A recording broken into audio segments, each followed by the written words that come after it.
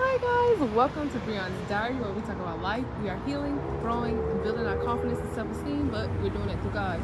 So I gotta move kind of fast because I'm losing a little light. But we are in our new series, the transition season. It's still kind of breaking cycles, but more so of getting out of the mindset, getting in the mindset that cycle is broken and we're moving forward. All right, let's get into the video.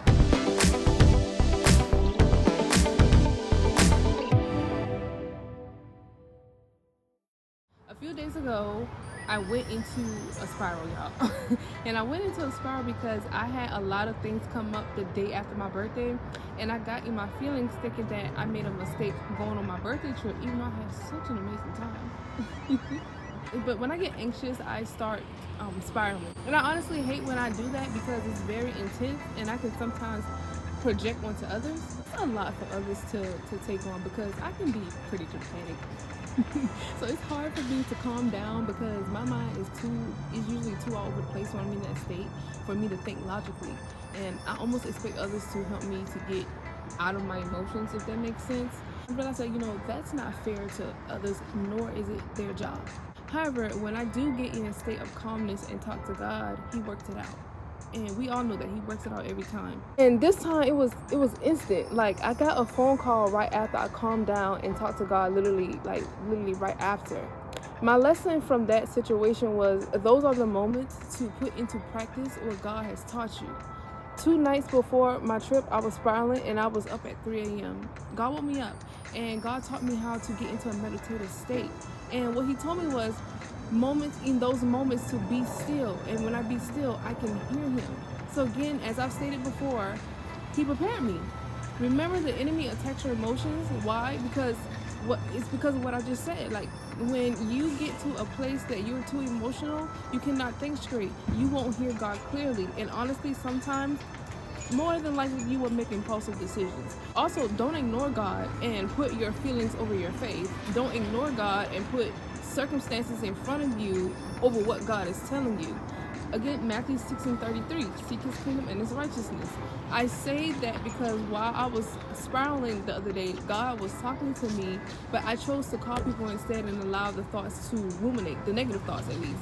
God's still voice kept asking me, I heard Him clearly asking me, do I trust Him? But I chose to focus on the circumstances until I sat still and listened. I can be stubborn sometimes. That's something God is working on me.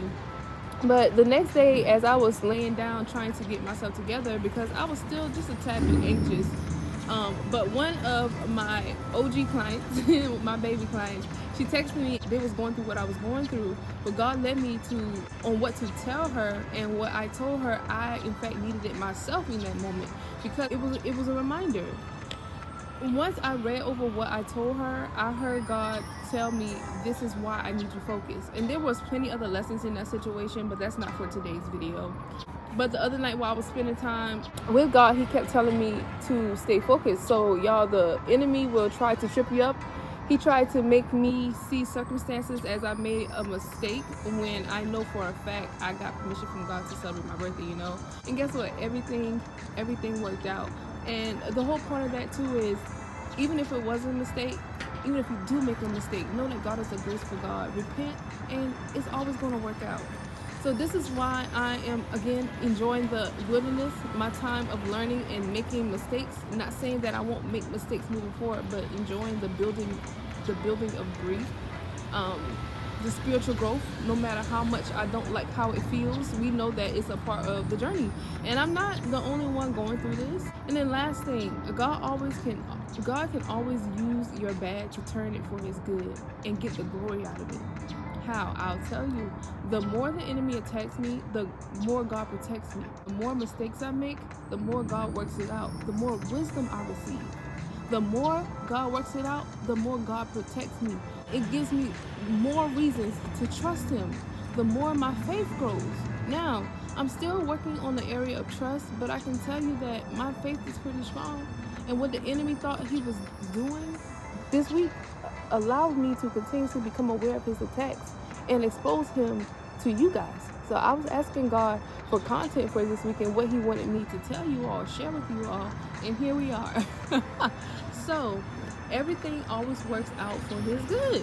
With that being said, y'all, again, you moving forward, you gotta let go of your past. Those cycles are broken. We're claiming it. And we're transitioning into a new season, one in which the enemy will not delay. All right? Remember, healing is not linear. It is a journey. And here at Breion's Diary, we are healing together. Oh, I'm not going to have to get cold out here. Love y'all. See you next week. Bye. Mwah.